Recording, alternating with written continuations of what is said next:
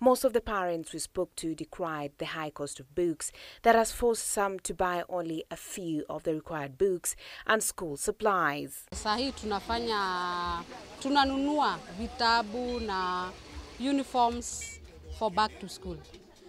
Textbooks ameandikiwa 12 books, alafu nimeweza kununua only 3. Because zingine zipatikani na bado pesa hatuna, economy si poa. Kuna vitu zingine hapo kama golden bells, hizo hatuhesabu kwa textbooks. Tunazihesabu tu kama vitu tutanunua hapo baadaye. Though tunaweza furahia sana kama vitu zinaweza kuja na bei rahisi. Saa zingine unapata mwalimu unamwandikia vitabu kuzimekuja na bei ya juu, unapata unamwandikia vitabu anasema acha nichukue nusu, hizo zingine itakujia baadaye. With the high cost, some have chosen to trade books no longer in use for new ones at a small fee. Wazazi wana prefer ku-exchange kitabu from grade 5 to 6. Wanaongeza, tunawachaji wanaongeza kitu kidogo. Sasa siku ya holiday walikuwa wananunua moja, lakini sasa wameanza kukuja kwa wingi. Lakini wana complain bei iko juu sana. Mpya wana complain iko juu sana. Wana prefer hizi za second hand. A cost not only felt by booksellers but also traders in the uniform sector, with bookshop owners now calling on the government to have consistency in rationalizing textbooks. Kwa wakati huu materials ziko na bei sana. Tunajaribu kuchukua suppliers wanasema ziko expensive sana, lazima tuwaongezee juu ya kodi. Charges mingi kuhusu vitabu hizi serikali imesema zibadilishwe. Kwa sababu serikali imesema vitabu zote ndio zikirudi wa shule warudi na vitabu rationalized. Sasa ku rationalize vitabu lazima zile zote tulikuwa tunauza za last year zote hakuna vitabu inaweza uzika sasa hivi. Mimi ningeuliza tu iende na face. Iende tu na face. Yeche kubadilisha tu vitabu once, at least nikianza na grade 1 tuseme inabadilisha hii mwaka hivyo tu. At least ndio wazazi waache kuwa na hiyo uzito. This comes as the Principal Secretary for Education, Professor Bailey Kipsang, assured that the government has already published 9.9 million copies of grade 9 textbooks as they seek to address shortage of teachers in the CBC curriculum. I want to confirm that for grade 9 books, they have all been printed. 9.9 million books have been printed for grade 9. And distribution has been going on. I'm told 85% of the schools have received their books. The remainder of 14%, most of it is that some of the schools were not having teachers around that time to receive the books. But I'm told between today, tomorrow, and over the weekend, they will all have received their books in readiness for Monday. There has been serious concerns within the education circles, especially regarding grade 9 transition. Parents and educators have accused the government of poor preparations for the transition, with a severe lack of teachers, classes, and other facilities among the main challenges. For K24 TV, my name is Bentura Kumboka. Our education desk is ready to bring you all the updates, even as schools reopen come next week. On to other news, President William Ruto today hosted his Ugandan counterpart Yoweri Museveni in Siaya, where the two graced the Luo Cultural Festival Week. The event, which was also attended by former Prime Minister Raila Odinga, focused on the bilateral relationship between Kenya and Uganda for the economic and socio-political development of the two countries. Odinga, who is vying for African Union chairmanship, says colonial borders have worked against the best interest of African countries. Timothy Simwa now reports. President William Ruto in Siaya today with former Prime Minister Raila Odinga. A moment of chit-chat before the arrival of Uganda's President Yoweri Museveni. A bit of pleasantries and introductions for President Museveni, who was in Siaya to grace the Luo Cultural Festival Week that came to a close today. The leaders were shown around and taken through the culture of the Luo community. In his speech, President Ruto underscored the importance of unity, both nationally and regionally, notwithstanding diverse cultures. And therefore, as Kenyans, as we celebrate what we have today here in Siaya, we remind ourselves that it is possible for us to belong to one community, but be different nationalities and celebrate those different nationalities. We can also be different communities as we are in Kenya, but also celebrate our nationality as one indivisible nation. And Agrana is here. Odinga, who's eyeing the African Union chairmanship, opines that open borders for African states should be adopted going forward. So we have been hostage to these borders which were created artificially, which have divided our people. And our view is that these borders, we don't need to become impediments to cooperation and working together. This gathering here is not political, it's just cultural, to bring people together, people who share common culture. Because Waswahili wanasema ati mwachamila ni mtumwa. Siaya Governor James Orengo directly challenged Presidents Ruto and Museveni to consider opening borders between Kenya and Uganda. President Yoweri Museveni proposes the principle of the Federation of the Willing.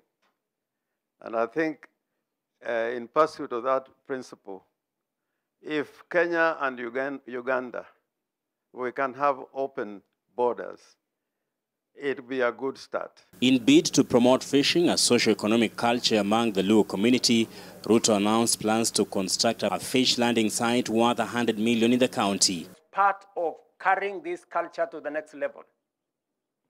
Right there in Wichloom, we will be building a fish landing site at a cost of 100 million shillings to support the fishing community. For castrating animals, because we are keeping animals. Uganda remains Kenya's biggest trading partner on the continent.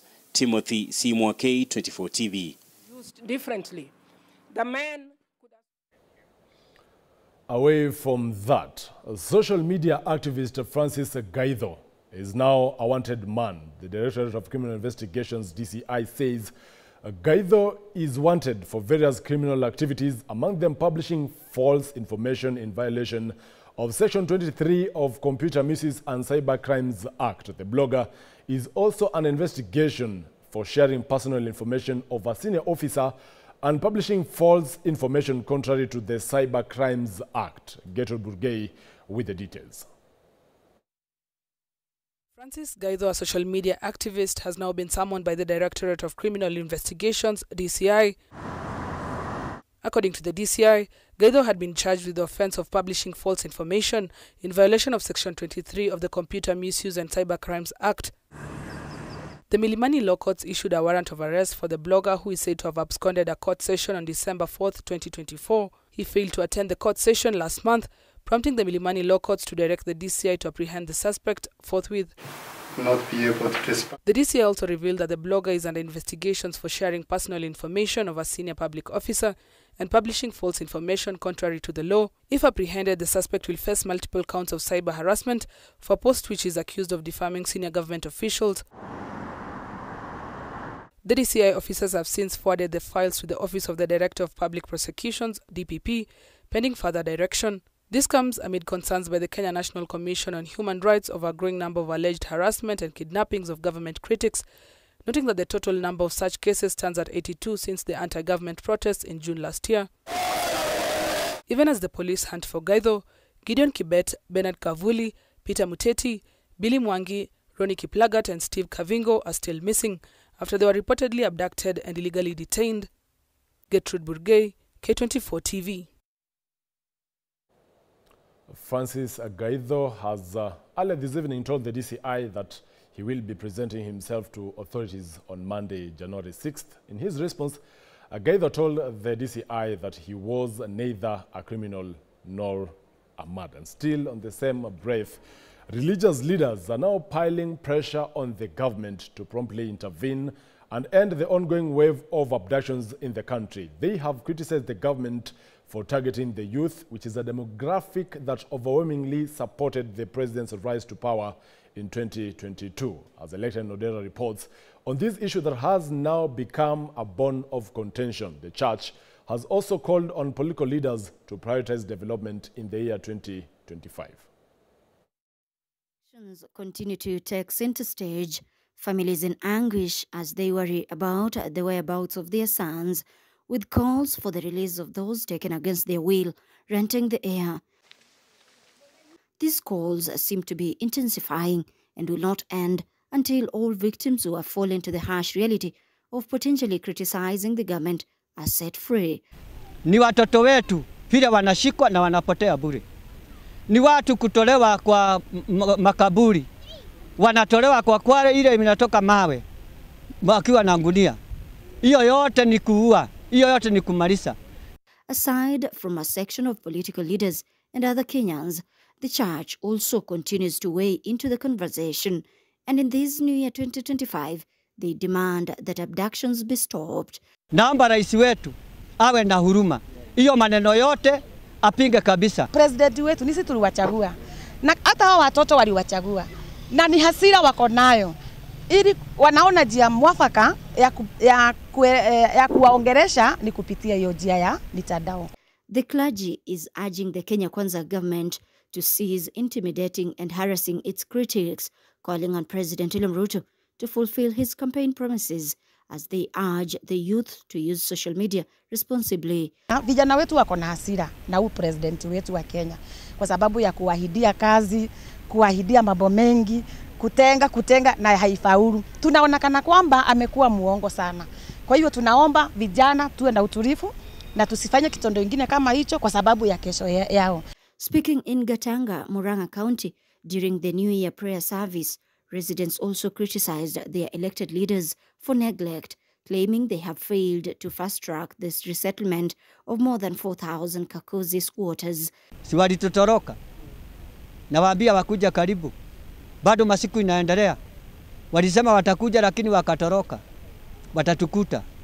Lakini wakitaka vizuri, wakuje, watuombe msamaha. They have demanded their leaders resurface and focus on development in this new year 2025. Ni makosa mingi sana serikali kupendelea upande mmoja. Kama upande ya Katanga, mjumbe wetu wakili Muregu kule upande ya Katanga ya juu anaipendelea zaidi kwa sababu